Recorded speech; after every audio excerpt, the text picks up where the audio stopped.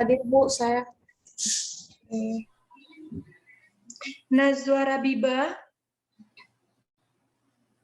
Nazwa mana? Saya Bu, saya.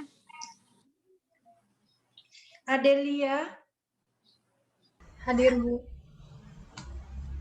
Lola. Priscilia.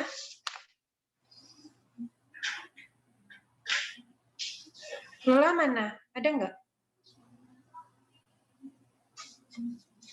Maudita Cahyani. Hadir Bu. Hilda Alhaq. Hadir Bu. M. Satrio Hadi. Hadir Bu. Tria Fitriani. Hadir Bu. Herda Noval. Hadir Bu. Bintang Putra. M. Dava Arullah. Mohon maaf Bu, tadi Hadir, bukan Bu. hadir Bu. Bintang Bintang. ada Putra? Dava? Hadir Bu. Sendra Katondo. Hadir Bu. Teresia Ivana. Hadir Bu. Saputri A. Athira. Hadir Bu. Eka Setia Prayuda. Hadir Bu. Nadia Najah. Hadir Bu. Adilah Ramadhani. Adilah ada. Raul Erik Randi. Raul ada. Irfan Muhajirin. Irfan. Auri Puan Amanda. Maaf Bu, lagi izin Auri. Auri izin kemana? Mau berangkat ke Jakarta Bu. Nanti suruh ini saya ya. Muhammad Raihan. Ada. Cahsa Fadlika. Cahsa Falika. Cahsa ada nggak? Cindy Rahma Julianti. Hadir Bu. Ajeng Amatul Karim. Hadir Bu. Bahtiar Agung Nugroho. Hadir Bu. Sigi Wimala Faiza. Hadir Bu. Sigi Wimala ada. Hadir Bu. Gimana? Aminatus Zukrov. Hadir Bu. Aminatus ada nggak? Oh, ada. Hadir Bu. Hadir. Nada Nisrina Dewi. Hadir Bu. Yolan Thomas Tola. Yolan ada? Yolan ada? Ada Bu. Hadir Bu. Salsa Aprilia. Hadir Ibu. Dea Aulia Amanda. Hadir Bu. Aprilia Indah Nur. Hadir Bu. Olivia Ulfa. Hadir Bu. Hana Ibadah Tasa. Hadir Bu. Imelia Kristinova. Hadir Bu. Alinda Rahmawati. Hadir Bu. Ada yang belum disebutkan namanya untuk yang rek A? Agung Pamungkas hadir Bu. Pamungkas. Dah. Ada lagi yang belum disebutkan namanya? Udah ya semua? Irfan Muhajirin hadir Bu. Siapa? Irfan Muhajirin. Irfan Muhajirin. Berarti Rizky Ramadan nggak ada ya? M. Raffi ada. Hadir Ibu. Lola Priscilia, nggak ada ya. Adila Ramadhani, Raul Erik, Cahsa, Ada, Bu. Cahsa ada? Ada. Saya, Bu. Oke. Rek B, Aini Rahma Puspitasari. Mbak ini ada? Ya. Cicilia Wicita, Hadir, Bu. Kurnia Bella Irawati, Hadir, Bu. Nur Rahmah Indriani, Hadir, Bu. Ririn Adinda, Hadir, Bu. Siska Febriana, Mbak Siska ada nggak? Hadir, Bu. Solehati Riyadi, Hadir, Bu. berarti Mbak ini nggak ada ya, Mbak? Ibu maaf keluar sendiri barusan. Oh ada, ya jaringan ya. Oke, hadir semua ya untuk rek B. Oke, kita masuk kemarin mungkin udah pertemuan juga ya sama Bu Anissa, itu udah pertemuan 1 dan pertemuan 2 tentang apa sih keselamatan kerja, kemudian sudah sampai juga ke bagaimana menghitung dari Aku nggak bisa resiko. nggak bisa jadi host ya. Bentar ya. Kiki kan temannya kamu ya.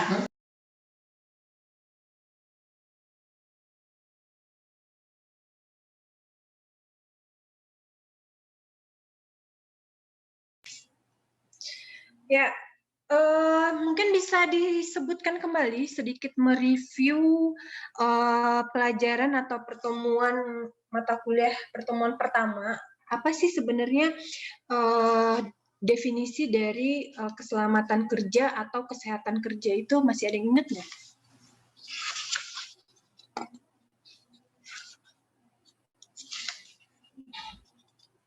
Ada yang ingat nggak? Apa sih keselamatan dan kesehatan kerja itu? Coba keselamatan kerja dulu apa? Sebelum kita masuk ke materi yang ketiga.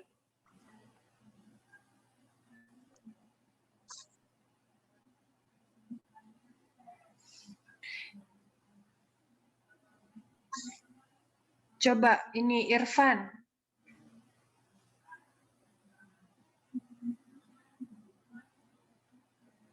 Coba Irfan, apa itu keselamatan kerja?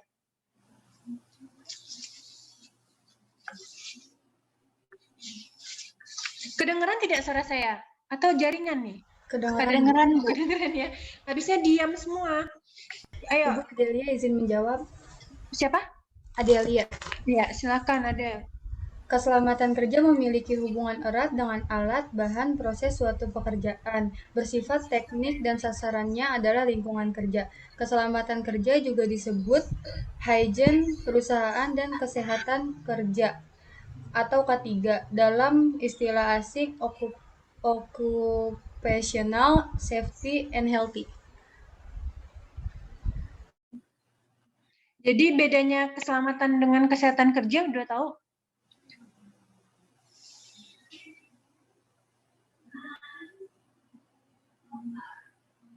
Ya, ini kemana?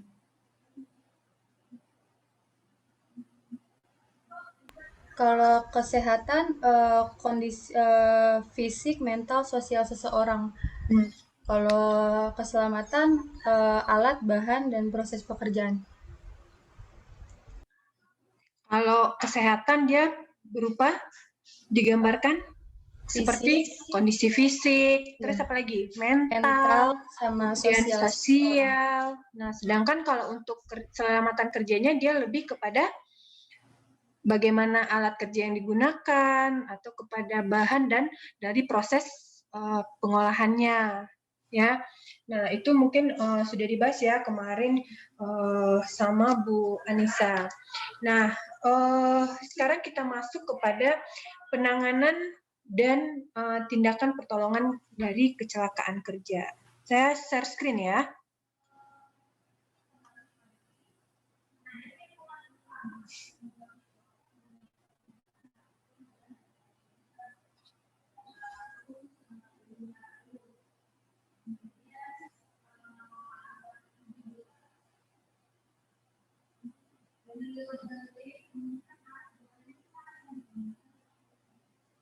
Sudah kelihatan? Sudah, Bu. Sudah, Bu. Ya.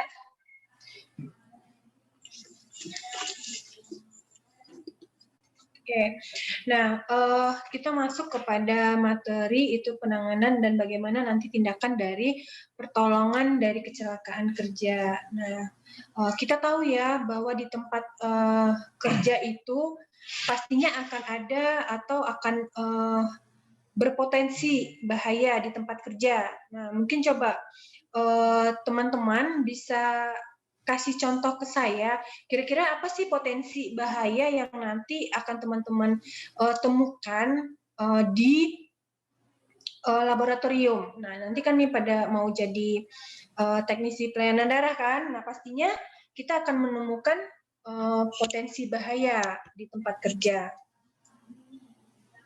Ada yang bisa kasih contoh nggak? Belum tergambar. Izin menjawab, Bu. Ya, siapa? Sandra. Sandra, ya. Iya, mungkin iritasi kulit, Bu. Bisa iritasi kulit. Ya, kenapa biasanya iritasi kulit? Karena apa? Terkena bahan kimia, mungkin. Karena bahan kimia. Ya. Ada lagi? Kira-kira contohnya? Secara tidak sengaja tertusuk jarum donor, Bu. Ya, secara tidak sengaja kita bisa tertusuk jarum. Itu yang jawab siapa barusan? Izin Ririn, Bu. Ririn. Oke.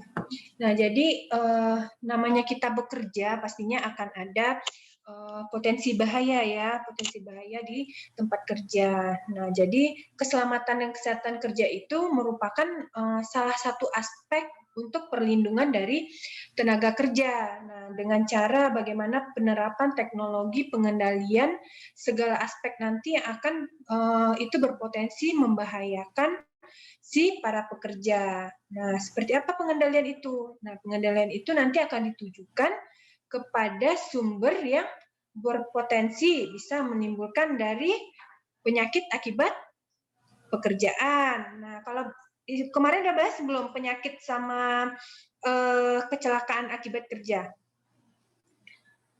Udah ya, sekilas ya. Nah, kemudian adanya pencegahan dari kecelakaan dan penyelesaian dari peralatan. Nah, itu bisa saja berdasarkan nanti alat yang digunakan atau bahan yang kita gunakan, sehingga dia berpotensi untuk menimbulkan bahaya di tempat kerja. Nah, apa aja sih kira-kira potensi tersebut? Nah, tadi teman-temannya sudah menyampaikan untuk beberapa potensi seperti jarum, kita bisa tertusuk jarum, kemudian kita bisa terkena cairan kimia. Nah, ini salah satunya. Thank you. Nah, di sini kita bisa lihat ya potensi dari bahaya di tempat kerja itu. Nah, jadi ada beberapa nih, seperti bahaya getaran, ada bahaya kimia, kemudian ada bahaya radiasi. Nah, pertama kita bahas terkait dengan bahaya getaran. Nah, getaran ini sebenarnya mempunyai parameter yang hampir sama dengan bising. Bukan bisik ya, bising. Nah, seperti frekuensi, amplitudo, kemudian lama pajanannya. Nah, peralatan yang menimbulkan getaran ini juga dapat memberikan efek negatif pada sistem saraf dan sistem muskuloskeletal. Nah, dengan mengurangi kekuatan cengkram dan sakit pada tulang belakang. Nah, ini untuk bahaya getar. Nah, tahu nggak apa itu sistem muskuloskeletal? Udah belajar anatomi belum? Tahu nggak apa itu muskuloskeletal? Ada yang tahu? Cindy? Izin menjawab Bu Hilda. Ya, silakan Mbak Hilda. Hilda. Muskuloskeletal itu seperti jaringan ikat otot, saraf, serta tulang dan sendi, Bu. Iya, jadi dia itu akan nanti bisa memberikan efek pada sistem bisa otot atau jaringan ikat sendi atau tulang dan sendi ya. Nah, kemudian yang kedua, bahaya kimia. Nah, bahaya kimia ini dia berasal dari bahan yang dihasilkan selama produksi. Nah, bahaya kimia yang terhembus ke lingkungan itu dapat dapat mengganggu itu baik lokal maupun secara sistematik. Nah, gangguan lokal apa sih gangguan lokal? Nah, dia bisa menimbulkan seperti bahan kimia yang kontak langsung dengan tubuh, seperti tadi yang disampaikan sama Adelia ya. Nah, kemudian gangguan sistematik, gangguan akibat masuknya bahan kimia ke dalam peredaran darah. Nah, kemudian yang ketiga, saya terlalu cepat nggak? Nggak ya. Kemudian yang ketiga, ada bahaya radiasi. Nah, radiasi ini apa? Berupa apa? Radiasi itu nggak radiasi? Bisa sinaran, Bu. Pancaran atau sinaran ya. Nah, dia merupakan pancaran energi melalui suatu materi atau ruang dalam bentuk bisa dalam bentuk partikel, bisa dalam bentuk gelombang elektromagnetik, bisa dalam bentuk cahaya atau yang bersumber dari radiasi. Nah, jadi dia itu ada beberapa sumber yang sebenarnya kita kenal di dalam kehidupan kita.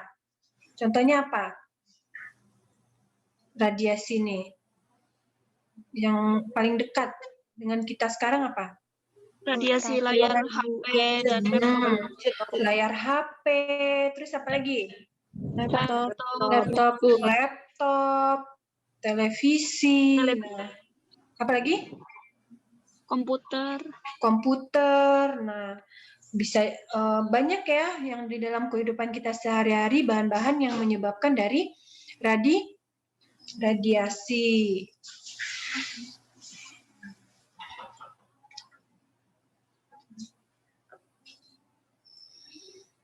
Nah, jadi nanti si radiasi ini dia akan memberikan pengaruh atau efek kepada kita atau kepada manusia. Nah, efek radiasi ini bagi manusia itu dibedakan menjadi dua. Nah, sini bisa dilihat ada genetik dan ada somatik. Nah, apa sih efek genetik itu? Nah, salah satunya adalah efek yang dirasakan oleh keturunan dari individu yang terkena paparan radiasi. Jadi dia merupakan turunan yang kita dapatkan dari misalkan dari orang tua. Nah, kemudian ada efek somatik, efek radiasi yang dirasakan oleh individu yang terpapar dari radiasi. Nah, biasanya gejala yang dirasakan oleh efek somatik ini biasanya bervariasi ya.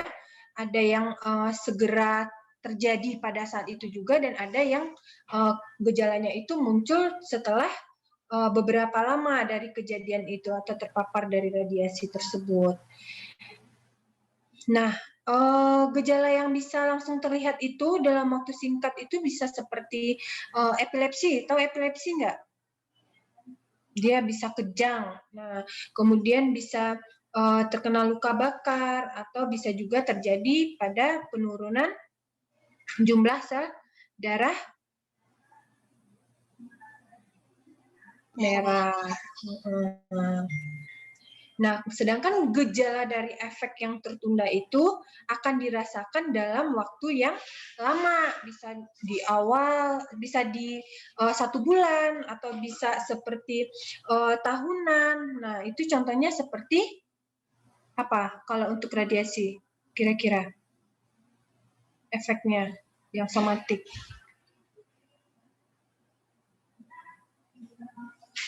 Kalau tadi kan yang ini yang langsung bisa terjadi luka bakar. Nah, kalau untuk yang efek yang tertunda, kira-kira untuk radiasi ini apa?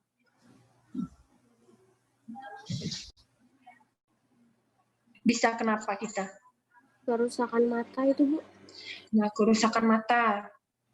Bisa ya, seperti katarak, atau bisa juga timbulnya kanker. Karena kanker kan lumayan lama ya untuk kita ketahui kalau kita mengidap si kanker ini. Nah, nah biasanya radiasi inframerah itu bisa menyebabkan dari katarak. Nah, biasanya orang-orang yang bekerja di tungku pembakaran, kemudian ada laser yang berkekuatan besar itu juga dapat merusak mata dan kulit.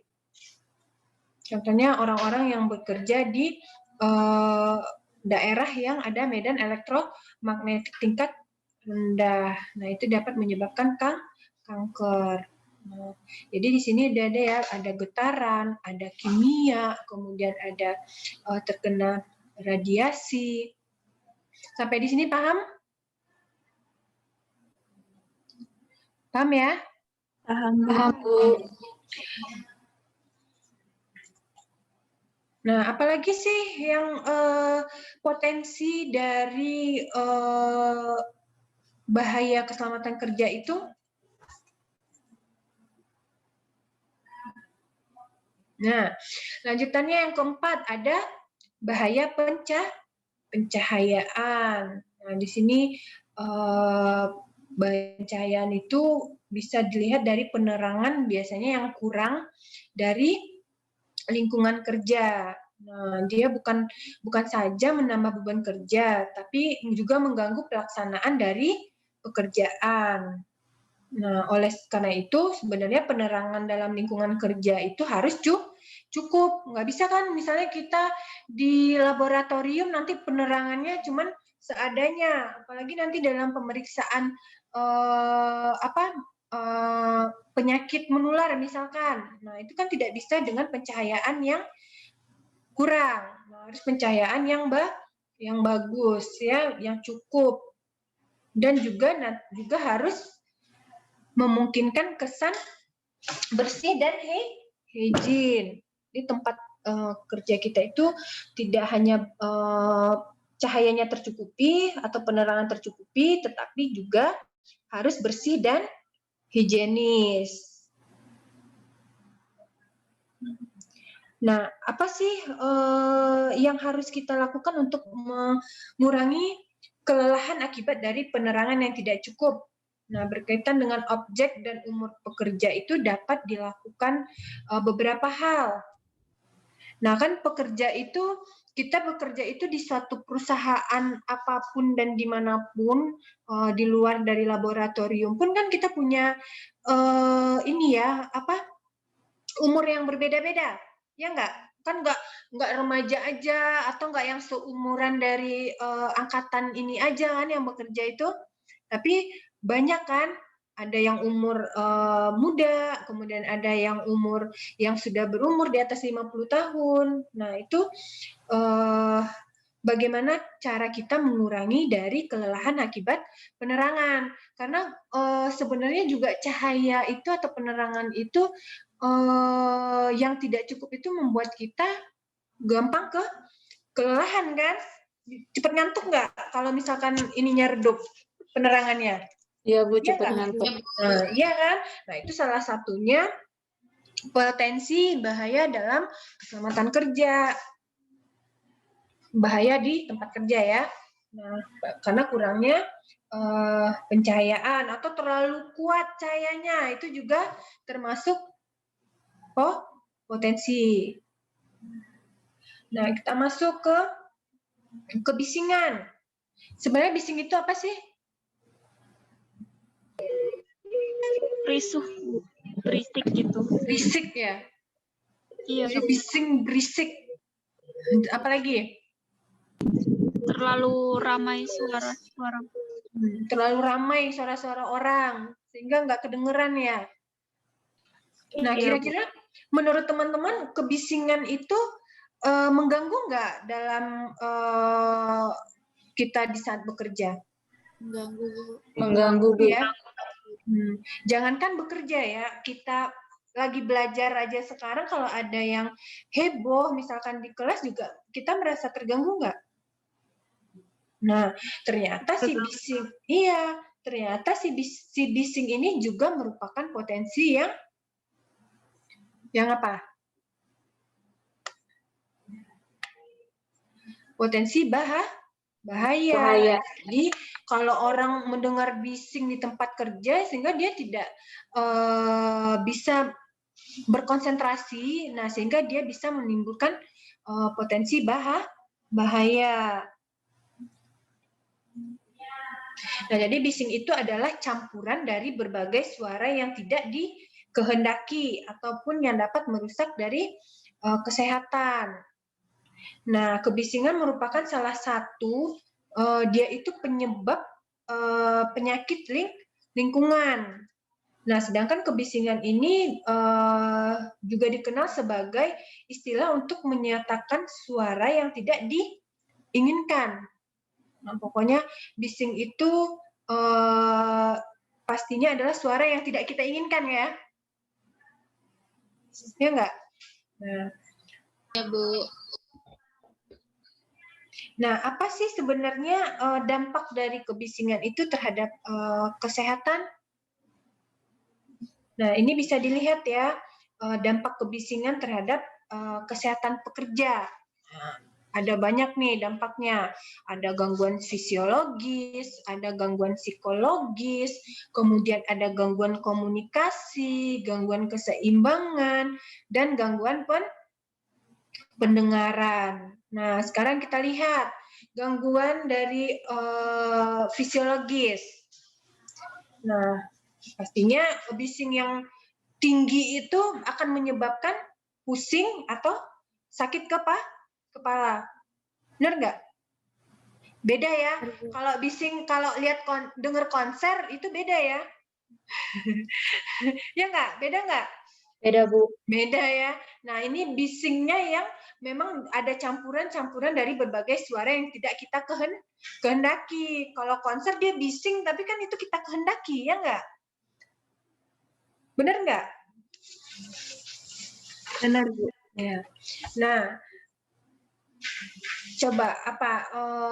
Ini merupakan dia gangguan dari fisiologis. Nah, dia bisa merangsang dari reseptor vestibular kita dalam telinga itu akan menimbulkan efek pusing. Jadi kalau ada suara-suara yang tidak kita kehendaki dan itu tidak benar-benar mengganggu kita, dia akan merangsang si reseptor vestibular kita sehingga akan menimbulkan vertigo atau pusing. Nah, kemudian juga mengeluarkan perasaan mual, pengen mual kan, atau susah tidur. Kalau bising bisa tidur nggak? Enggak ya? Tidak, Bu. Berdampak nggak nanti ke pekerjaan kita? Berdampak, Bu. Dampak ya. Kemudian kalau kita susah tidur itu pastinya kita nanti kerjanya juga tidak konsentrasi.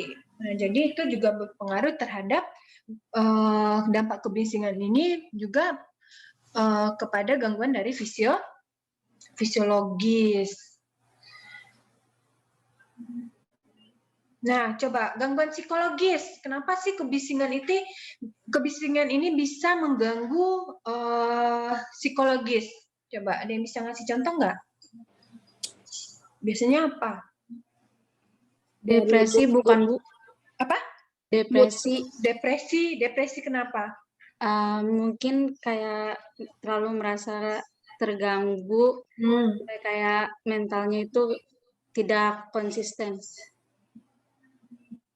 Jadi karena bising, kita merasa tidak nyaman sehingga kita bisa depresi ya. Iya, Nah, Bu. iya. Terus apa lagi? Cepat marah dan mood dalam gitu. bekerja, Bu. Kenapa? Cepat marah dan stres dalam bekerja, Bu. Jadi kalau orang cepat marah itu psikologisnya terganggu. Tergantung. Iya. Iya, Hilda. Ya tergantung, Bu. Jadi cepat marah gitu. Nah, kalau Kadang orang kan cepat kalau marah, misalnya gimana dengan potensi bahaya? kenapa, Gimana? Bu?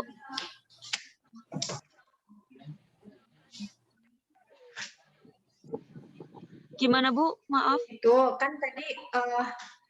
kan tadi Hilda menyatakan bahwa orang yang marah itu mengganggu psikologisnya, benar? Ya, Nah, itu dampaknya ke bahaya di tempat kerja nanti apa? jadi stres gitu, Bu, dalam kerja. Jadi kayak misalnya udah fokus kerja gitu kan. Terus kena bising-bising gitu, jadi nggak fokus dan jadinya marah, Bu. Jadinya marah.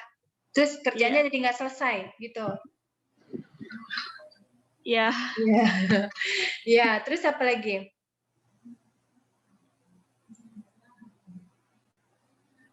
Apalagi ada yang mau menambahkan nggak?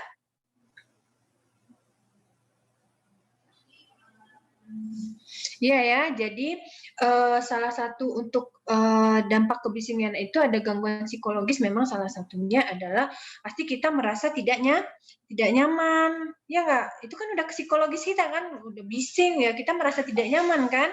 Kemudian pastinya kita akan kurang dari konsentrasi saat bekerja, kemudian juga akan susah tidur, dan seperti yang disampaikan Hilda tadi, pasti akan cepat marah. Nah, itu dampak kebisingan dari yang menyebabkan gangguan dari psikologis. Nah, masuk ke sekarang ke gangguan dari komunikasi. Kenapa dia kebisingan ini berdampak pada gangguan komunikasi? Bisa terjadi kesalahpahaman, Bu. Bisa terjadi apa, Raffi? Kesalahpahaman, Bu. Kesalahpahaman.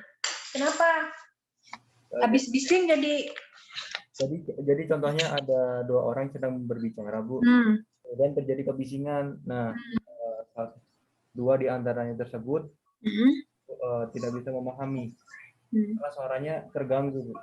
Karena suaranya nggak jelas ya. Ya, bising. Kita mau menyampaikan, misalkan kita di laboratorium, kita minta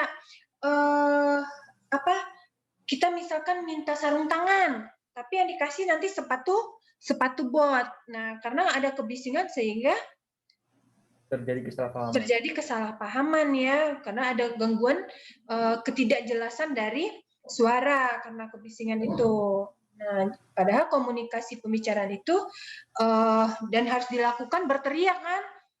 Misalkan si Raffi mau bilang ke Hilda tolong ambilkan sarung tangan. Nah, tapi dia dengernya nggak denger kan. Nah, mungkin karena dengan ada gerakannya, si Hilda malah mikirnya, oh diambilnya sepatu ya gitu. Nah, itu bisa menyebabkan gangguan dari komunikasi dari akibat kebisingan. Nah, sekarang masuk ke gangguan keseimbangan. Coba yang bisa untuk gangguan keseimbangan. Apa sih kebisingan ini bisa memberikan dampak pada gangguan keseimbangan? Ada yang tahu? Berkurangnya konsentrasi, Bu. Ini siapa nih yang ngomong berkurangnya konsentrasi? Siska, Bu. Regular, Siapa? Bu. Siska regular, Bu. Oh, Mbak Siska. Ya. Gimana, Mbak? Berkurangnya konsentrasi. Berkurangnya konsentrasi sehingga menyebabkan gangguan keseimbangan karena kebisingan itu. Gitu ya, Mbak? Iya. Ya, ada lagi? Yang lain?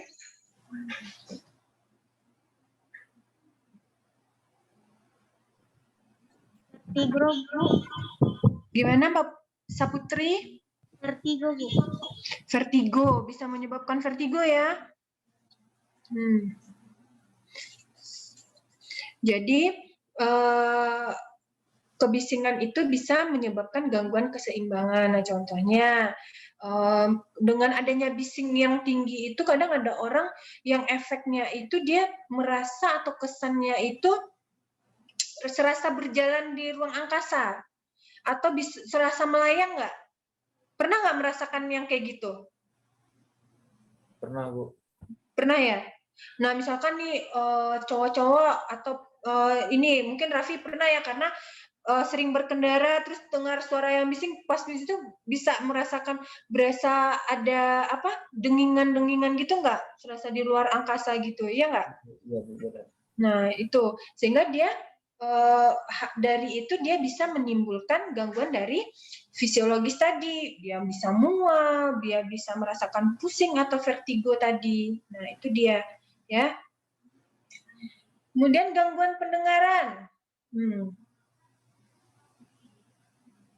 Ya pastinya yang paling parahnya ya kebisingan pasti dia akan mempengaruhi pada pendengaran kita ya. Tadi kita sudah menyampaikan bahwa suara-suara yang tidak kita kehendaki pastinya akan mengganggu dari pendengaran kita. Nah, salah satunya adalah yang paling parah itu bisa menyebabkan kerusakan pada indera pendengaran. Nah, jadi ada ya beberapa potensi bahaya di tempat kerja itu dia bisa kehilangan dari atau terjadi kerusakan pada indera pendengarannya karena akibat bisingnya. Mungkin atau ya kerja di mana ya yang bisa mungkin menyebabkan, ada yang tahu nggak contohnya? Mungkin dengan mesin-mesin yang selalu dengar sehingga lama-lama dengan jangka panjang kita bisa mengalami kerusakan pada indera pendengaran. Kira-kira kerja di mana tuh? Di pabrik. Yang punya potensi Pabrik, ya. Pabrik apa? Pabrik kayu, Bu. Pabrik bunyi ini ya, bunyi mesinnya ya. Nah, itu mengganggu kan. Lama-lama kan kita jadi ini serasa mendengarkan itu ya feedbacknya. Nah, itu ya untuk dari potensi bahaya di tempat kerja. Ada gangguan fisiologis, ada gangguan psikologisnya, kemudian juga dampaknya itu bisa menyebabkan gangguan dari komunikasi, kemudian juga dari gangguan keseimbangan dan gangguan pendengaran. Di sini paham ya? Paham, Bu. Paham, Bu.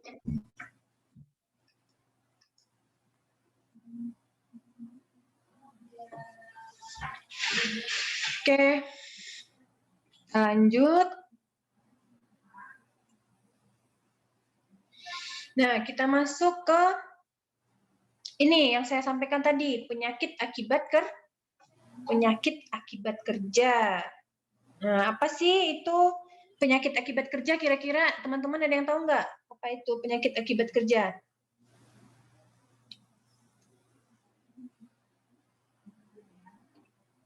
Contohnya atau gimana, Bu? Pengertiannya apa? Coba penyakit akibat kerja. Ya penyakit gitu ya. Iya, Bu. Oh, iya, Bu. Coba apa? Coba gimana? Efek dan akibat. Efek dan akibat yang ditimbulkan gitu karena kerja. Ya. Iya. Ada lagi?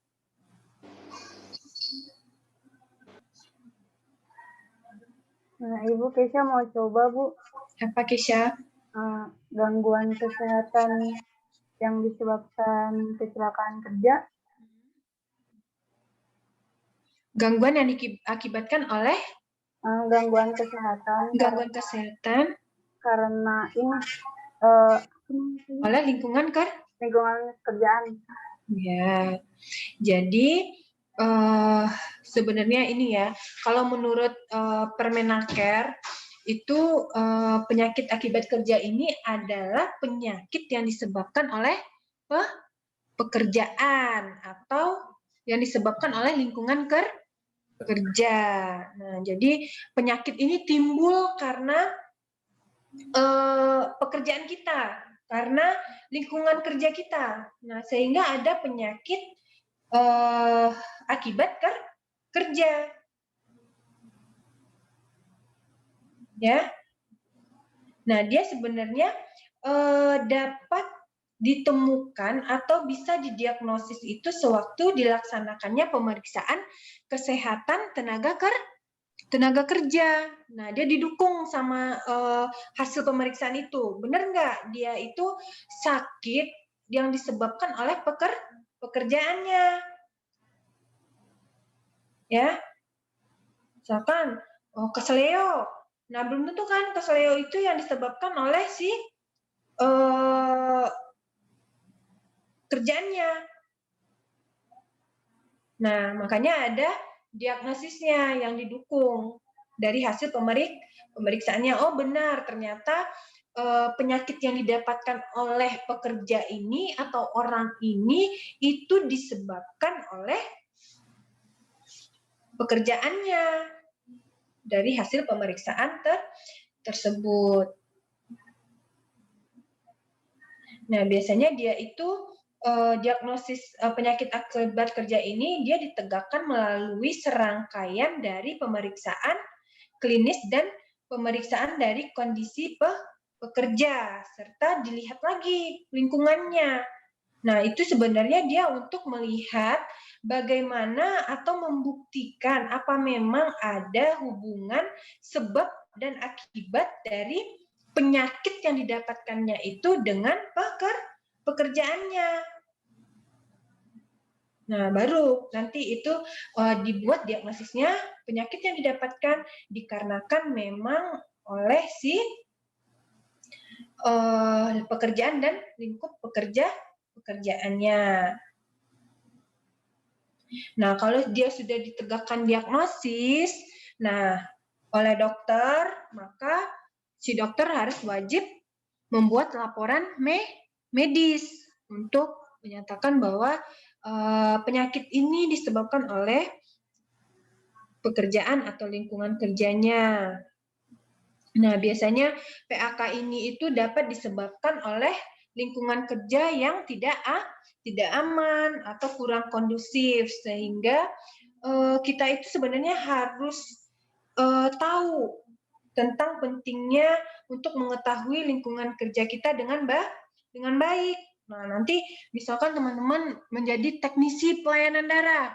Nah, kita harus tahu kan, ada nggak nanti bahan-bahan kimia yang kita gunakan itu akan menimbulkan penyakit akibat kerja oleh kita. Nah, bagaimana sih cara supaya tidak kita tidak terkena penyakit akibat kerja itu, atau tidak menimbulkan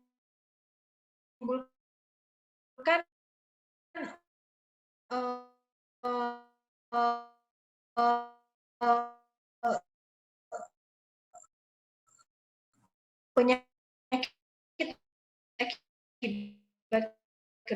kerja itu.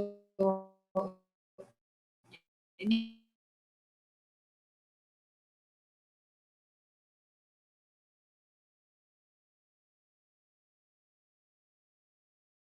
PAK itu, nah bisa dilihat ya di sini ada tulang, kemudian kulit, kemudian usus, hati, ginjal, kandung kemih, paru-paru, bisa otak, mata, telinga, hidung, dan jantung.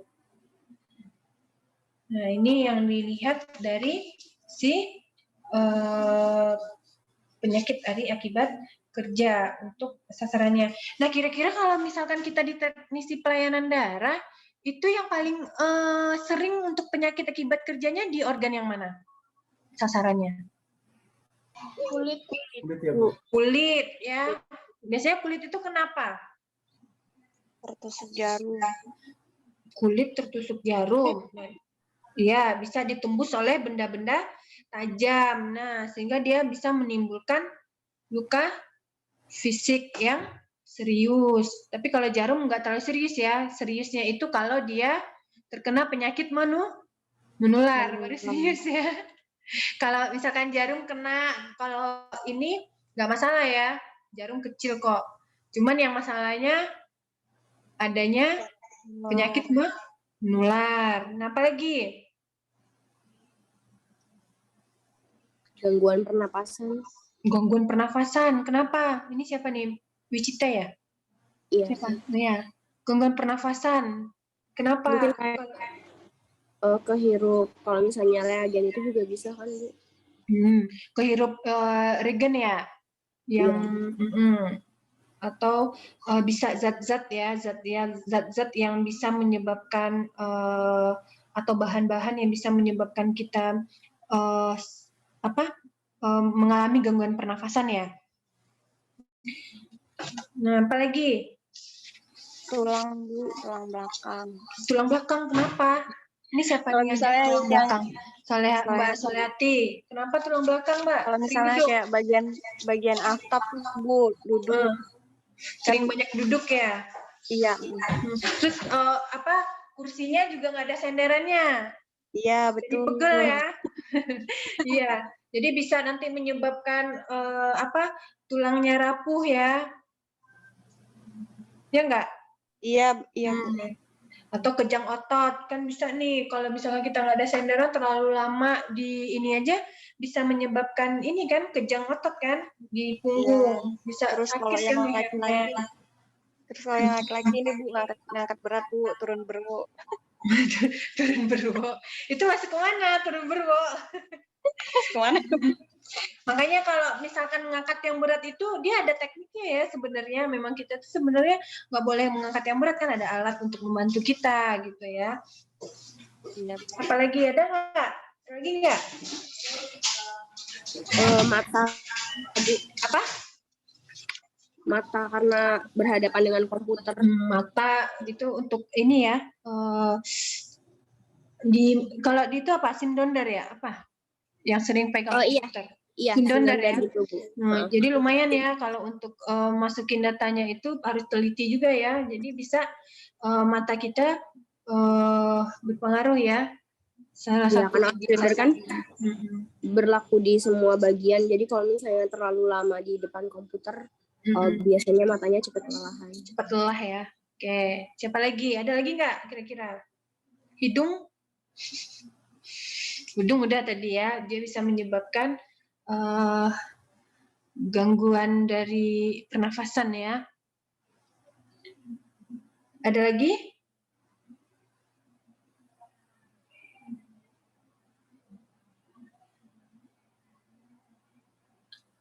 Cukup? Ada, Bu, mati rasa. Kalau misalnya yang di bagian kamar dingin tuh, Bu. Penyimpanan? Iya, penyimpanan. Suka kayak mati rasa masuk gitu, ke Bu. ininya, masuk ke penyimpanannya. Iya, full room. Masuk ke kadang kurungnya. masuk, Bu. Iya, Bu, kadang masuk. Pingsan lah kalau masuk ke kurungnya. Enggak. Kalau terlalu lama mah enggak lah, Bu. Kalau bentar doang enggak. Jadi itu berpengaruh enggak salah satu organ sasarannya? Berpengaruh. Berpengaruh. Oh, berpengaruh. Pengaruhnya apalagi kalau misalnya kayak orang tersebut punya riwayat penyakit kayak gitu, bisa berakibat juga gitu, Bu. Nah, bisa kambuh penyakitnya, Bu. Nah, makanya kan tadi dilihat ya dari mungkin orang-orang yang ada penyakit-penyakit itu pasti akan ditempatkan bukan di tempat yang membahayakan juga atau yang berpotensi juga bagi dia ya. Iya, Bu, betul. Ada lagi? Cukup? Jadi ada kulit ya tadi yang sering. Sebenarnya seluruhnya ini merupakan organ sasaran dari penyakit akibat kerja. Namun di pelayanan darah mungkin ada beberapa yang paling sangat sering kita temukan mungkin itu ada di kulit ya. Kemudian sebenarnya yang lain juga bisa karena kita memang berhadapan dengan bahan-bahan kimia ya.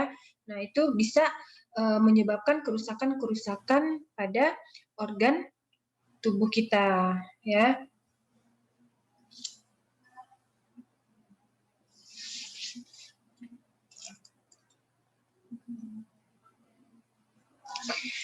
Nah, ini kan penyakit akibat kerja ini dia itu sebenarnya masing-masing organ ini dia memainkan peran yang unik dalam fungsi tubuh secara efektif dan harus mendapatkan perlindungan dari substansi yang merusaknya. Nah, substansi itu yang berbahaya dan beresiko itu dia tidak akan menyerang seluruh organ tubuh secara langsung. Nah, misalkan bahan kimia itu kan dia tidak langsung menyerang seluruh tubuh kita kan, cuman ada targetnya atau sasarannya tersebut.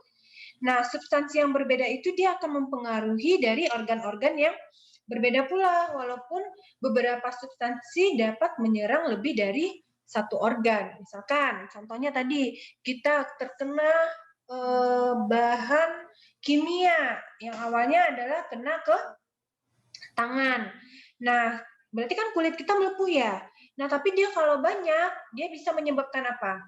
Sesak nafas nggak? Kalau dia itu ada yang berat, kayak orang misalkan nih yang terkena air panas saja, kalau dia kenanya lebih banyak, terjadi apa? Melepuh kulitnya. Melepuh, ya. Terus apa lagi? Organ yang lain yang bisa diinikan? Sel jaringan kulit. Bisa gangguan pernafasan kan? Bisa nggak? Ya, atau dia apa tadi? Sel jaringan kulitnya bisa mati. Jaringan kulitnya juga bisa mati. Nah, jadi dia itu yang satu kena juga bisa menyerang lebih dari satu organ. Nah, jadi sebenarnya bahaya substansi itu dapat dibagi menjadi 7 kelompok, yang mana dia itu bisa karena disebabkan oleh racun, kemudian bisa disebabkan oleh karsinogenik, bisa disebabkan oleh korosif, bisa disebabkan kelompok dari dermatitis atau radang kulit, kemudian iritan, kemudian ada radioaktif. Nah, itu ada 7 kelompok bahaya dari substansi. Yang paling sering kita temui pasti adalah ke racun ya nggak? Bahan-bahan kimia. Nah, ada yang beracun, ada yang karsinogenik, kemudian ada yang korosif.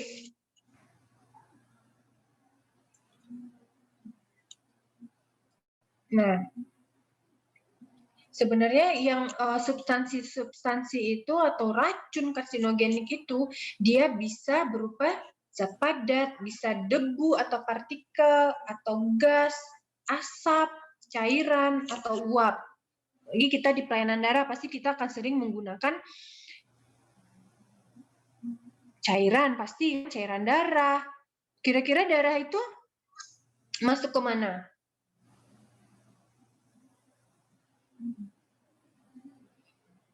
Kalau dia bisa menyebabkan menyebabkan penyakit menular, misalkan, itu gimana? Infeksius. Infeksius.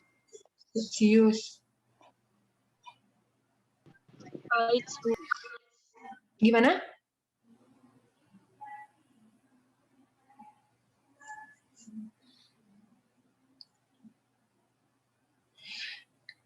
Nah, lanjut ya.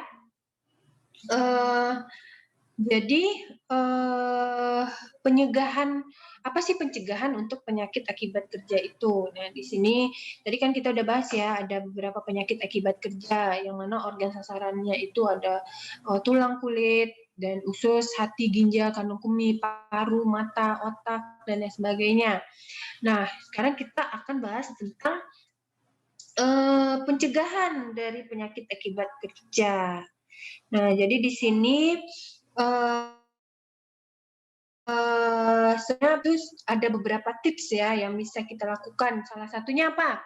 Coba yang udah bekerja untuk kita di laboratorium sesuai penyakit akibat kerja apa? pakai APD-nya yang benar, Bu, sesuai Iya, SOP yang berlaku. pakai alat pelindung diri yang benar dan teratur ya. Kerjanya Iya. sesuai SOP, Bu. Sesuai dengan SOP. Apalagi?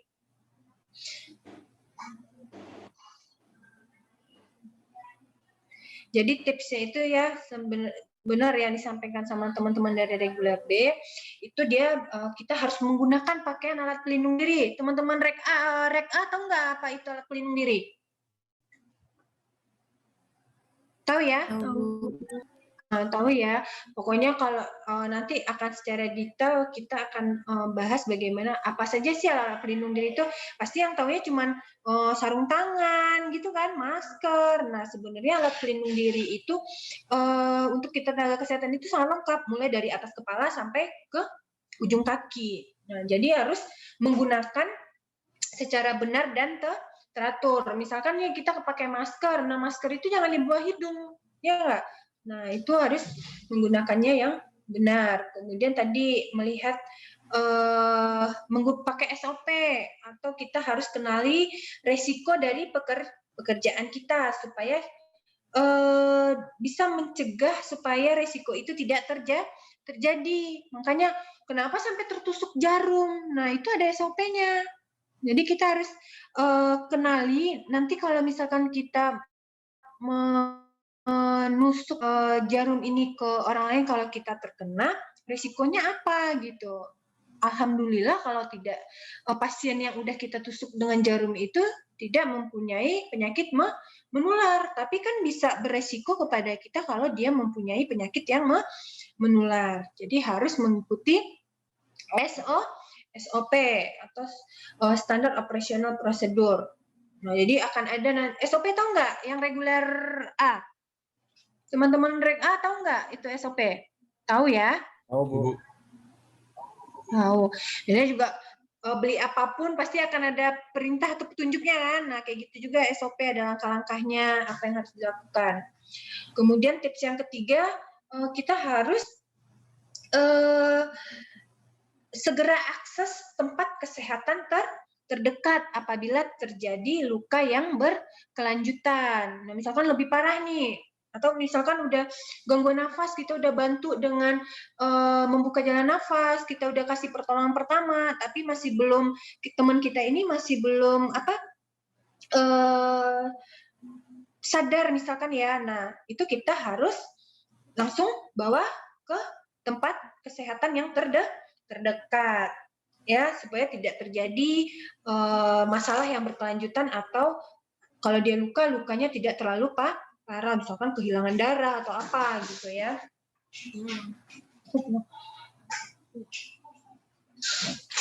Nah, ini beberapa pencegahan yang mungkin dapat dilakukan untuk pencegahan dari penyakit akibat kerja. Nah, dia sebenarnya ada primer, pencegahan primer. Di sini bisa kita lihat apa itu disebut dengan health promotion atau promosi kesehatan. Kemudian ada pencegahan sekunder dan pencegahan tersier. Nah, sebenarnya apa sih yang pencegahan primer? Nah, dia bisa meliputi dari perilaku kesehatan. Kemudian apa lagi? Faktor bahaya di tempat kerja disampaikan. Nah, itu health promotion atau pencegahan primer. Semuanya ini nanti mahasiswa ABK kalau mau masuk ke labor harus sudah tahu bagaimana perilaku di labor atau laboratorium. Nah, sebelum terjadi dari penyakit akibat itu sendiri, penyakit akibat kerja itu. Jadi sampaikan bagaimana sebaiknya perilaku di dalam laboratorium. Nah, sehingga kita mengetahui dari promosi kesehatannya. Setelah itu pencegahan sekunder atau specific protection. Nah, dia lebih kemana? Lebih ke arah pengendalian dari perundangan atau administratif, atau pengendalian teknis dan pengendalian jalur kesehatan imunisasi. Nah, jadi untuk pencegahan sekunder ini atau specific protection ini dia harus mengacu kepada perundangan. Nah, jadi kalau memang membahayakan itu ada undang-undangnya. Kemarin mungkin udah dibahas juga ya sama Bu Anissa untuk apa saja sih undang-undang yang mengacu pada penyakit akibat kerja atau kesehatan dan keselamatan kerja sendiri. Nah, yang ketiga ada pencegahan tersier. Ya, itu apa?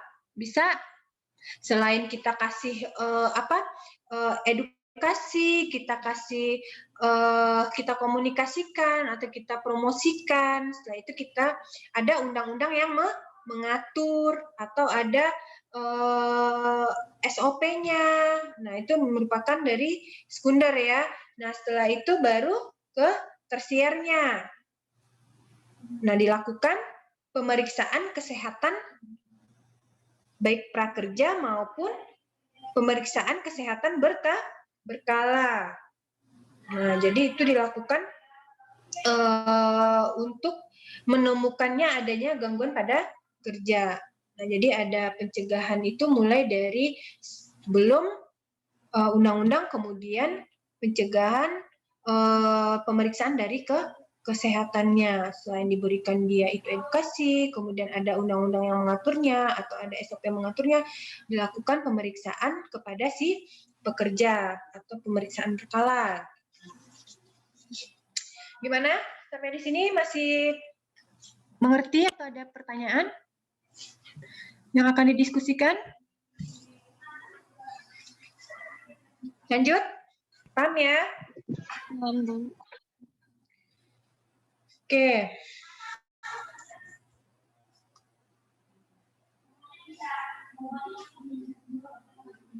Nah, tadi kan ada penyakit akibat kerja ya. Nah, sekarang kita masuk kepada pertolongan pertama pada kecelakaan.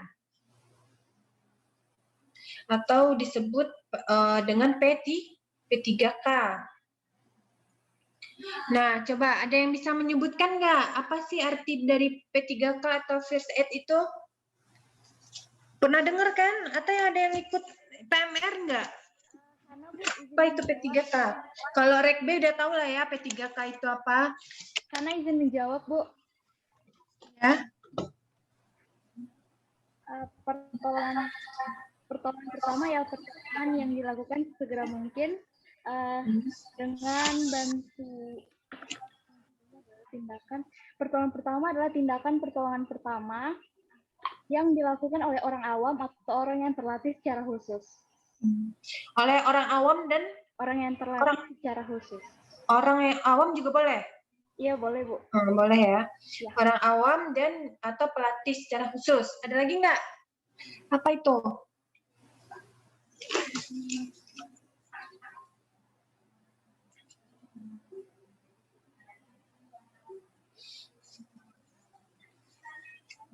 Apa?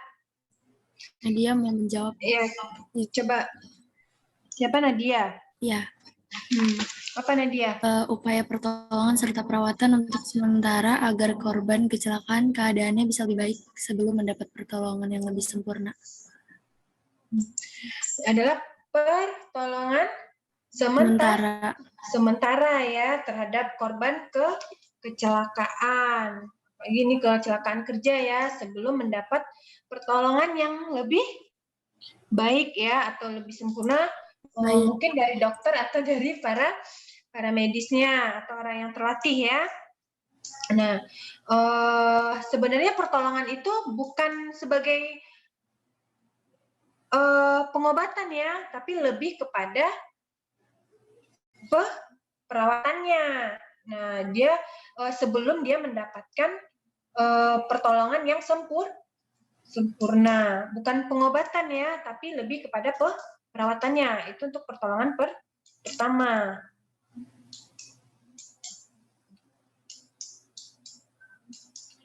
Nah, apa sih tujuan dari P3K ini? Coba. Tujuan dari apa Hilda? Kok yang jawab itu aja? Hilda, Nadia, Hana. Yang lain pada kemana? Yang cowok cuma Raffi. Tresia mau menjawab, Bu. Siapa? Tresia, Bu. Tresia. Tujuan apa? Coba Tresia. Apa sih tujuannya sebenarnya untuk P3K ini?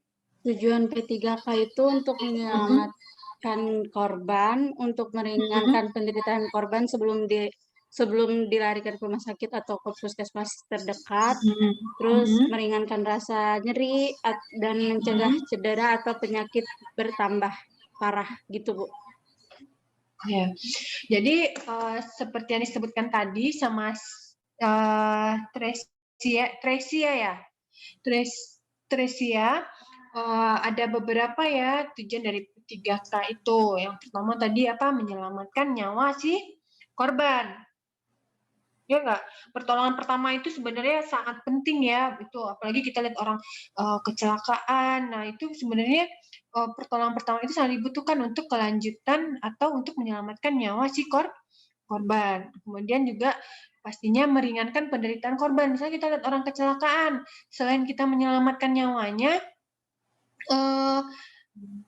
kita bantu dia untuk meringankan penderitaan. Misalkan dia ada patah, nah kita lakukan pertolongan pertama, ya kan? Kita pakai bidet gitu. Nah kemudian nanti itu akan meringankan dari penderitaan si korban. Nah kemudian yang ketiga, mencegah cedera atau penyakitnya menjadi lebih parah. Makanya sebenarnya orang yang jatuh mungkin dari motor, kecelakaan dari motor itu sebenarnya nggak boleh langsung diangkat. Ada tekniknya, ya. Tekniknya supaya menghindari atau mencegah cedera atau penyakit itu menjadi lebih parah. Kalau orang kan banyaknya di sana ya fatalnya itu dia langsung diangkat. Nah padahal itu bisa menyebabkan dia itu lebih parah. Nah, nanti itu akan kita pelajari untuk pertolongan pertama ini. Nah, kemudian juga dia pastinya untuk mempertahankan daya tahan korban. Mungkin untuk bisa cepat dirujuk kalau dia udah ini udah parah, udah dibantu pertolongan, cepat dirujuk sehingga kita juga mempunyai waktu supaya ada pertahanan untuk daya tahan si korbannya. Nah, ini kalau misal segera cari pertolongan yang lebih lanjut. Nah, bisa kita mengirimnya ke fasilitas kesehatan terdekat, bisa puskesmas atau bisa ke rumah sakit, ke IGD-nya ya. Nah, itu untuk pertolongan pertama pada kecelakaan untuk tujuannya.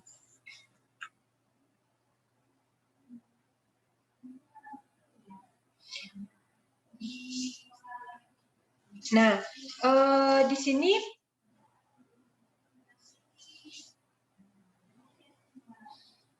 kita masuk kepada jenis penyakit akibat kerja. Nah, di sini teman-teman bisa lihat ya, ada beberapa penyakit yang disebabkan oleh akibat kerja. Ada luka bakar, luka tersayat, kemudian terserang arus listrik, kemudian kecelakaan pada mata, kemudian ada keracunan, dan ada bisa langsung pingsan.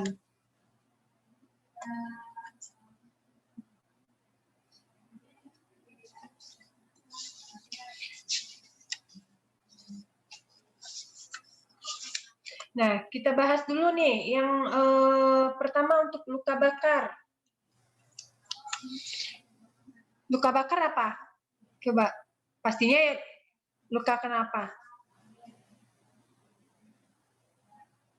Luka karena api.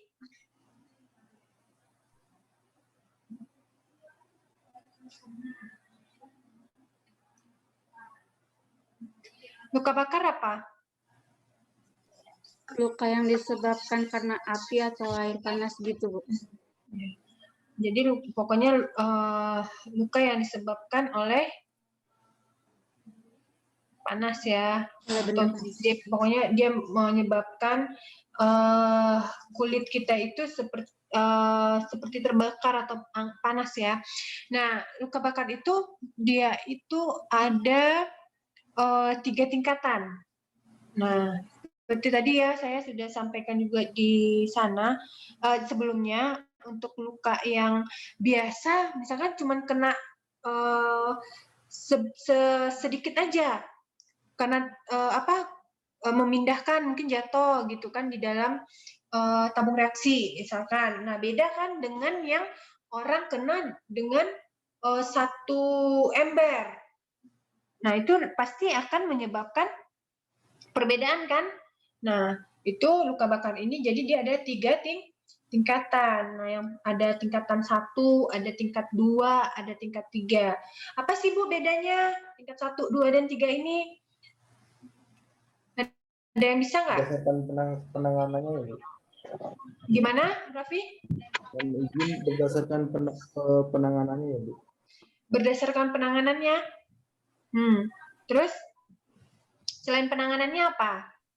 Berdasarkan tingkat keparahan dan kerusakan. Selain dari tingkat penanganannya, juga melihat dari tingkat keparahan dan kerusakan. Kerusakannya ya. Nah, kalau tingkat 1 itu biasanya luka bakar biasa. Luka bakarnya kulitnya tidak melepuh. Pernah nggak? Cuman merah aja. Pernah, Bu. Nah, itu tingkat 1. Nah, biasanya penanganannya gimana? Kalau teman-teman dikasih salep paling Bu. Kasih salep ya? Hah? Kasih air dingin. Kasih salep, Bu. Kasih salep ya, biasanya salep yang atau dikasih betadin gitu ya, obat merah. Nah, biasanya memang ya kalau untuk luka bakar itu hanya kulit yang tidak melepuh itu atau tingkat 1 itu disiram aja sama air mengalir. Dikasih Pepsodent nggak? Boleh nggak kasih Pepsodent? Biasanya sering ada yang kasih Pepsodent nggak? Nggak boleh sih Bu, harusnya kalau Pepsodent. Nggak boleh ya.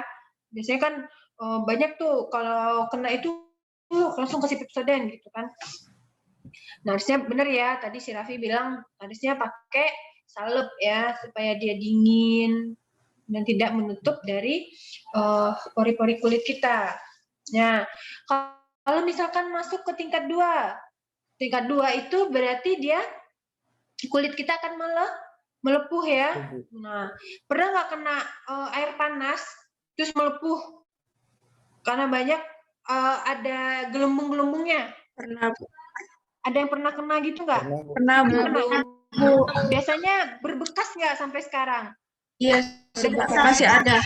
Masih ada ya? Iya, Bu. Nah, biasanya itu gimana? Kalau untuk itu penanganannya? Ditutup, Bu. Dioles. Ditutup.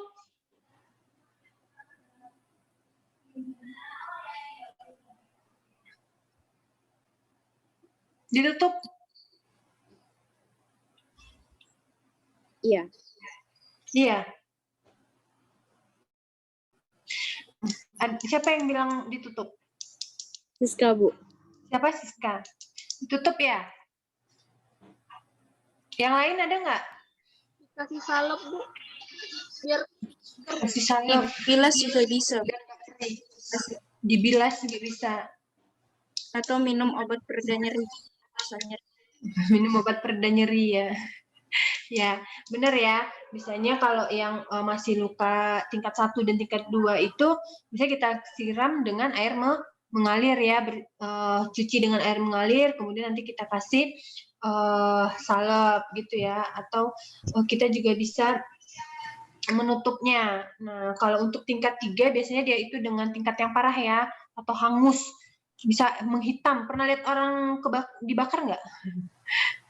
Atau kayu bakar lah ya. Atau ada yang pernah terbakar nggak nih kulitnya? Alhamdulillah enggak. Terbakar matahari kali ya? Ya, Bu. Ya. Nah, itu biasanya penanganannya memang sudah kita rujuk ya, di rumah sakit. Nah, kalau untuk penanganannya ya harus buru-buru karena biasanya dia akan menimbulkan gangguan pernafasan ya kalau untuk kulit itu karena menyebabkan dehidrasi ya. Nah, sehingga harus cepat-cepat dirujuk untuk ke dokter. Nanti perawatannya adalah menggunakan dibalut ya. Jadi pernah lihat orang luka bakar pasti dia dibalut kan, hampir misalnya ada berapa persen, ada yang setengah badannya atau yang bagian perut saja. Itu dilihat juga dari tingkatan luka bakarnya. Nah, untuk luka tersayat, ya tadi udah ini ya, tersayat mungkin bisa kena benda tumpul atau apa? Jarum mungkin ya, jarum bisa ya agak kegeser jadi panjang sehingga menimbulkan luka sayat ya. Itu biasanya gimana cara membersihkannya?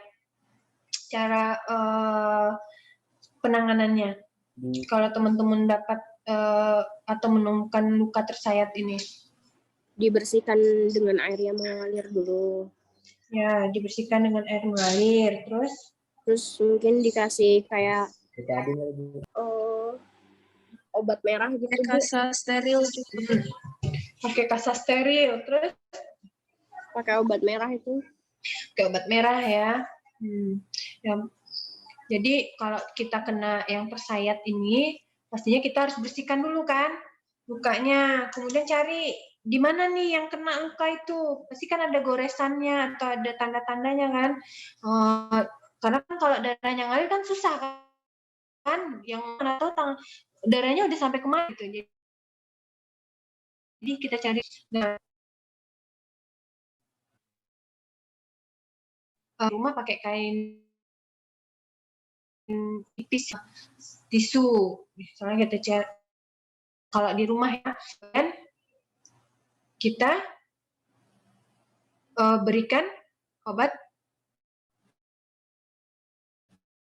ini. Kalau lukanya itu yang dihasilkan itu besar atau mengeluarkan banyak darah, balut supaya pendarahannya terhenti. Nah, kalau misalkan udah dibalut tapi dia masih berdarah juga, itu gimana? Berarti ada vena kita yang kena kan, sehingga aliran darahnya tidak bisa terhenti. Gimana?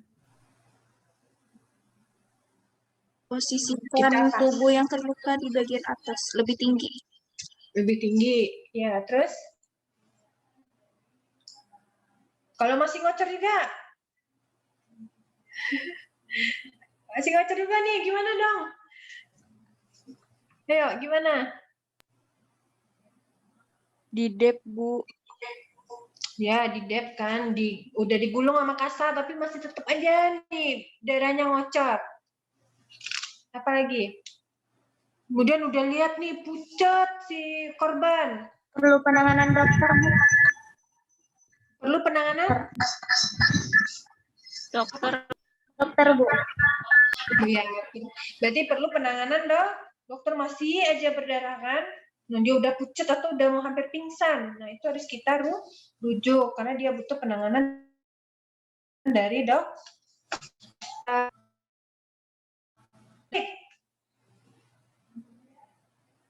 Nah, biasanya untuk tersengat arus listrik ini biasanya shock ya. Shock kesetrum. Pernah kesetrum nggak? Ada yang pernah kesetrum nggak?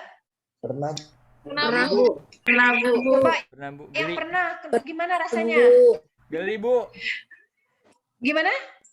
Geli. Geli. Siapa nih yang kesetrum geli? Siapa Bu, yang Irfan. kesetrum geli?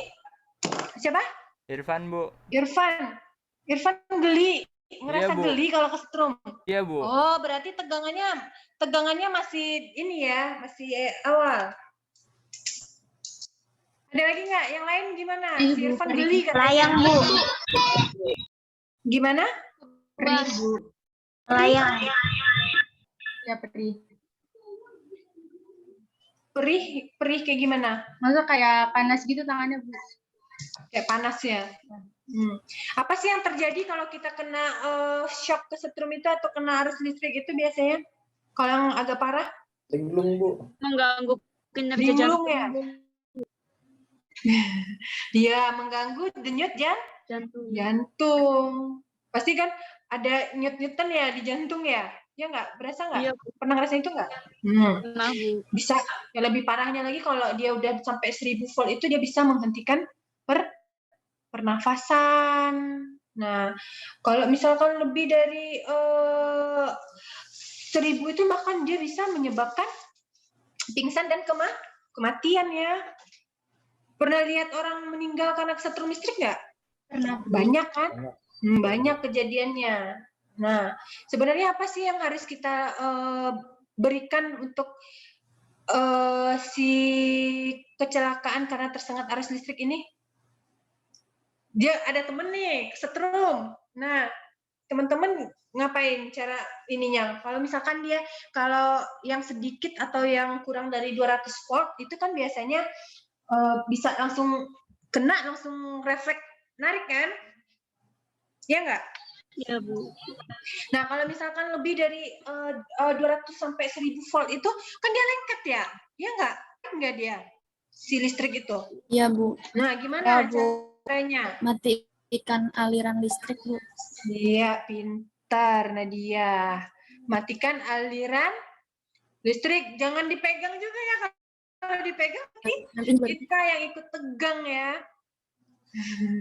Nambah lagi, tambah lagi. Nah, jadi memang harus matikan terlebih dahulu sih arus listrik. Dan kemudian baru kita bisa tolong si korban. Lihat apa dia mungkin shocknya ringan atau dia udah berat. Kalau ringan kita cuman berikan istirahat sebentar ya. Dia ngatur pernafasannya, suruh relaksasi. Itu ya. Kalau dia sampai pingsan, kita harus lakukan penyadaran dulu supaya dia sadar dulu. Nah, kalau dia misalkan pernafasannya terhenti, berarti lakukan nafas buatan atau pertolongan pertama untuk nafas buatan. Nah, kemudian ingat ya, sebenarnya jangan kasih minum kepada orang yang pingsan. Jangan ya, menghambat untuk saluran pernafasannya. Dan ini kan orang kadang pingsan dikasih ini ya, teh hangat ya. Nah, jadi tunggu dulu dia sadar, baru dikasih minum. Nah, kalau misalkan dia sudah pingsan, kita sudah berikan pertolongan pertama dengan membuka jalur nafas, kemudian kita sudah berikan nafas buatan. Nah, berarti kita harus rujuk ya, itu untuk tersengat dari arus listrik. Nah, kecelakaan pada mata ini udah jam berapa kita?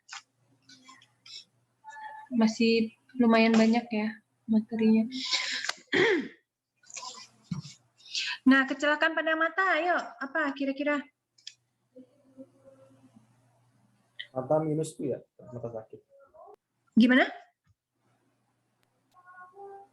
Kalau gimana, Raffi? Matanya minus itu Bu, sakit. Karena matanya sakit. Iya Bu, mata kelainan visi Bu. Suaranya Raffi kurang jelas. Izin menjawab, Bu Hilda. Ya. Bisa terjadi karena terciprat bahan kimia, Bu. Kalau terciprat dengan bahan kimia kira-kira gimana itu? Kayak misalnya kita lagi di laboratorium sedang mengerjakan apa gitu, Bu, terus terjadi. Ya. Gimana kira-kira pertolongan? Gunakan kacamata. Itu pranya kita harus gunakan kacamata namanya. Nah, kalau misalkan udah kecipratan nih, gimana? Siram mata dengan air. Nah, ya, kita siram dulu sama air. Biasanya jangan mengucap-ngucap mata kalau udah ya. Nah, dia banyak ya sebenarnya, ada tadi zat-zat tadi ya, ada zat beracun, ada yang zat korosif. Nah, itu masing-masingnya. Pokoknya kalau untuk mata, jangan langsung mata, karena itu akan malah kalau dia benda padat, malah dia melukai mata kan. Kalau dia di dalam terus kita gosok-gosok malah makin merah kan, mengiritasi semuanya. Nah, jadi sebenarnya kalau untuk zat padat itu, jika itu tidak berbahaya, bisa kita hilangkan dengan sapu tangan, kemudian dibasahin air untuk atau membuka kelopak mata bagian bawahnya, atau kedip-kedipkan mata di air. Nah, itu bisa ya. Tapi kalau misalkan untuk benda-benda korosif seperti asam keras itu, ya harus diguyur dulu, diguyur dengan air mengalir ya, supaya zat korosif itu hilang dari mata dulu. Nah, itu biasanya dilakukan 15 sampai 30 menit secara terus-menerus. Nah, gimana kalau dia misalkan keracunan? Keracunan yang memiliki gejala misalkan pusing, mual, muntah, sesak nafas, sakit perut, kejang. Nah, apa tindakan yang harus dilakukan? Kira-kira? Dibawa ke rumah sakit nggak, Bu? Langsung bawa ke rumah sakit. Kalau pingsan langsung bawa ke rumah sakit ya? Enggak juga bisa. Gimana? Nggak usah dibawa ke rumah sakit, bisa. Dimuntahkan. Ya dimuntahkan ya, gimana pun kalau misalkan dia keracunan itu menyebabkan dia pusing apapun itu, kita coba untuk mengeluarkannya dengan memuntahkannya ya. Nah, biasanya yang paling sering kita ini dikasih apa? Kasih air minum putih yang banyak supaya dia netralisir, dicuci di ususnya ya kalau misalkan belum sampai. Nah, bisa muntahkan lagi sampai muntahnya itu jernih ya. Nggak ada lagi tuh bahan-bahan yang membuat dia keracunan tadi. Ya, banyak orang yang ngasih apa selain air putih, sup ya nggak, tur banyak ya.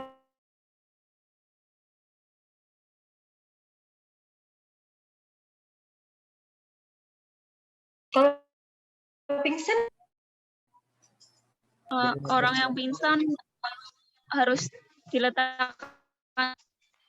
Kalau orang pingsan harus diletakkan terlentang. Kenapa yang dilakukan? Kakinya dinaikkan juga. Udah terlentang nih, terus gimana?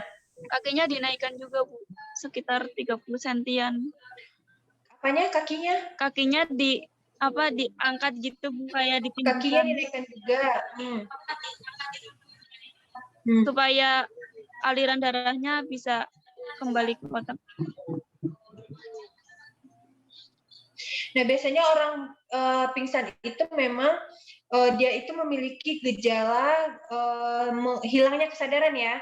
Hilangnya kesadaran, kemudian dia pasti akan berkeringat pada bagian kepala dan pada bibir atas. Nah, biasanya ya memang ya disampaikan tadi bahwa kita harus baringkan dulu teman kita yang pingsan tersebut mungkin di tempat yang sejuk ya. Kemudian juga kita posisikan dia di tempat yang datar sehingga posisinya itu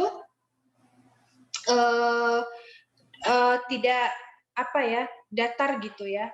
Kemudian kepalanya kalau bisa lebih rendah. Nah, kemudian baru kita telentangkan si korban atau biarkan dia menghirup bau-bauan ya yang encer supaya mengembalikan ke kesadarannya, atau bisa dengan menstimulasi kulit korban dengan menggosok menggunakan sikat berbulu keras. Nah, biasanya kalau nggak ada itu kita apain? Nyadarinnya? Cubit ya? Tepuk-tepuk itu. Tepuk-tepuk atau dicubit ya. Dia ngerasain nggak sakit supaya kita berikan simulasi. Kemudian kita lepaskan pakaian dia, nggak dilepaskan gitu ya, nggak semuanya. Nah, tapi melonggarkan ya, misalkan mungkin kancing bajunya atau misalkan celananya, ikat pinggangnya itu dilonggarkan. Nah, kalau dia sudah bangun, kemudian bisa menelan air, kita baru bisa berikan air hangat ya. Setelah itu, kalau dia muntah, jangan lupa ya, kalau dia muntah harus kita miringkan karena takutnya nanti masuk ke telinganya atau dia bisa menyebabkan si korban tersedak. Nah, kalau dia nafasnya pendek, misalnya gitu kan, pendek. Nah, kita bantu atau dia tertahan-tahan, susah bernafas, sudah ada gangguan pernafasan. Nah, selain kita bisa berikan bantuan dari pernafasan, kita juga bisa berikan bantuan oksigen ya untuk pertolongan pertamanya. Nah, kalau nggak ada oksigen ya berarti masih tidak sudah diajarkan untuk relaksasi, tapi tidak bisa ya berarti kita harus melakukan rujuk ya kepada vaskes terdekat. Oke, sampai di sini Mas paham? Paham, ngerti ya, karena udah sering kita temui di kehidupan sehari-hari juga ya. Nah, masuk ke disinfektan. Kita sampai sebelum maghrib aja ya, kita selesaikan, habis itu udah ya. Disinfektan. Apa sih disinfektan itu? Ada yang tahu disinfektan nggak? Saya Bu, Saputri. Ya, apa Saputri? Bahan kimia yang digunakan untuk mencegah terjadinya infeksi atau pencemaran. Ya. Ada lagi? Selain apa? Ada lagi nggak pendapat yang lain? Apa itu disinfektan? Bisa untuk mensterilisasikan, Bu. Untuk bisa mensterilisasikan. Ada lagi?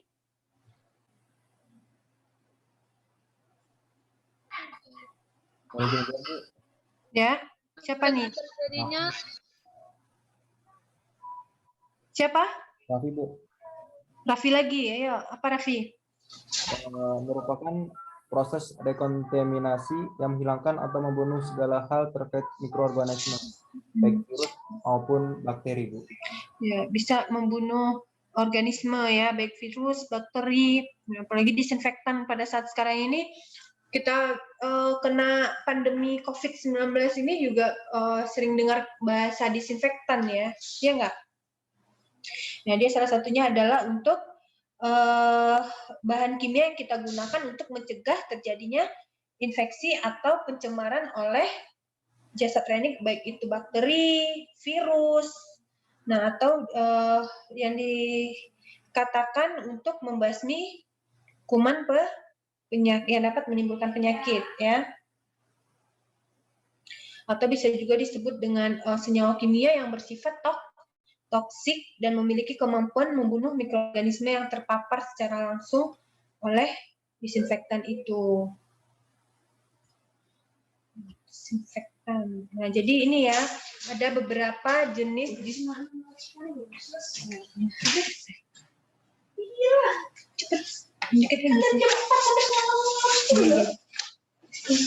sedikit lagi. Ya.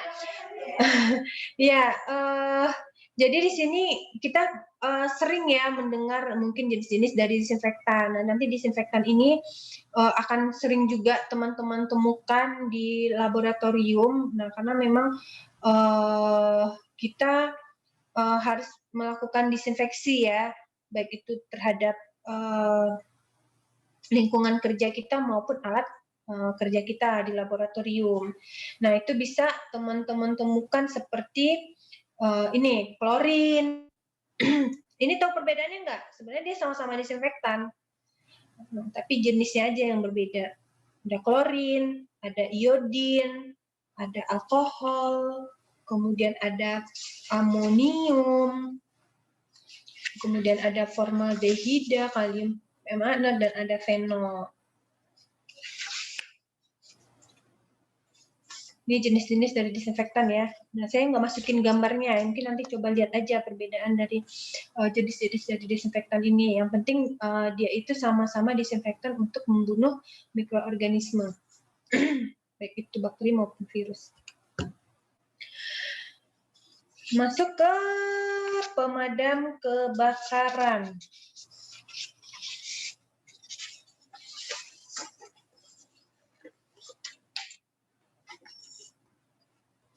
Pemadaman kebakaran. Sering dengar ya, sering dengar terjadi kebakaran, kemudian ada pemadam kebakaran ya. Iya, Bu. Ya. Nah, jadi pemadaman kebakaran itu menurut atau PMK ini itu adalah petugas atau dinas yang dilatih untuk menanggulangi dari kebakaran. Nah, kita tahu ya kalau di laboratorium itu juga sangat rentan terjadi kebakaran ya, karena benda-benda, karena bahan-bahan yang dapat menyebabkan kebakaran juga. Nah, sebenarnya ada 3 cara untuk mengatasi atau memadamkan kebakaran itu sendiri. Nah, mungkin teman-teman kalau misalkan pernah kebakaran, apa yang dilakukan? Apa? Ambil air, Bu. Dengan air, Bu. Dengan air? Siram api dengan air. Misalnya kalau dengan air tambah gede nggak dia? Kalau listrik yang terbakar mungkin disiram air tambah gede, Bu. Kalau listrik yang nggak bakar ditambah air dia semakin gede ya? Iya, Bu. Tahu saya gitu. Gimana? Dengan kain basah bisa nggak, Bu? Ya, dengan kain basah ya. Misalnya kalau kompor dia agak ini basahin yang agak tebel ya bahannya, kemudian ditutupi, atau itu disebut dengan cara pendinginan ya, atau untuk menurunkan dari panas atau suhu tersebut. Itu bisa ya. Atau dengan cara penguraian, dia bisa memadamkan dengan memisahkan atau menjauhkan bahan atau benda yang mudah terbakar. Jauhkan dulu supaya dia tidak semakin besar. Kemudian ada cara isolasi, yaitu dengan memadamkan kebakaran dengan atau mengurangi kadar dari persentase benda-benda yang akan terbakar. Nah, jadi memang si pemadam kebakaran ini dia udah punya tekniknya. Nah, dia bisa lihat dulu lingkungannya, apa yang harus dilakukan oleh pemadam kebakaran. Nah, tapi kalau misalkan kita menemukan kebakaran kecil di laboratorium, misalkan karena ada bahan yang kita campurkan itu menyebabkan kebakaran atau apa, itu bisa dengan menggunakan kain ya, kain yang digunakan yang tebal, kemudian kasih air sehingga ditaruhkan meredam kebakarannya.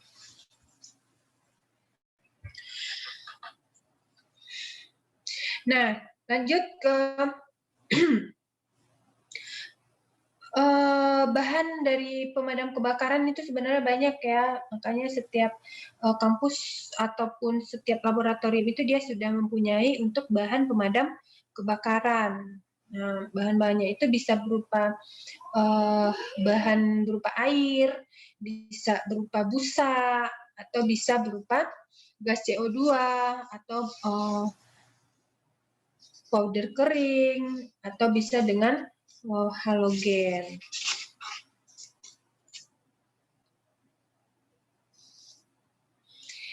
Nah, ini jadi kebakaran itu bisa penyebab kebakaran ini dapat dikelompokkan ya berdasarkan penyebab dan pengelompokannya. Nah, di sini bisa dilihat untuk penyebabnya itu bisa karena adanya bahan yang pastinya mudah terbakar. Kemudian yang kedua mungkin karena ada suhu yang sangat tinggi, sehingga itu dapat menyebabkan kebakaran juga. Nah, setelah itu juga mungkin terdapat oksigen yang cukup kandungannya. Dan kemudian kebakaran ini dikelompokkan menjadi kelas A, B, C, D, sampai si E. Apa sih bedanya? Ada yang tahu nggak? Apa sih beda kebakaran A, B, C, dan sampai E ini?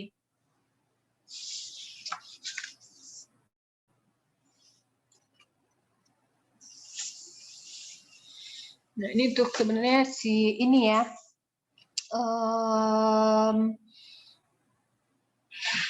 Pemadam kebakaran. Cuman kita sebagai teknisi pelayanan daerah sebenarnya nggak cuma kita bekerja di kalau PMI, nggak hanya di pelayanan daerah kan, ada yang ke lapangan, benar nggak?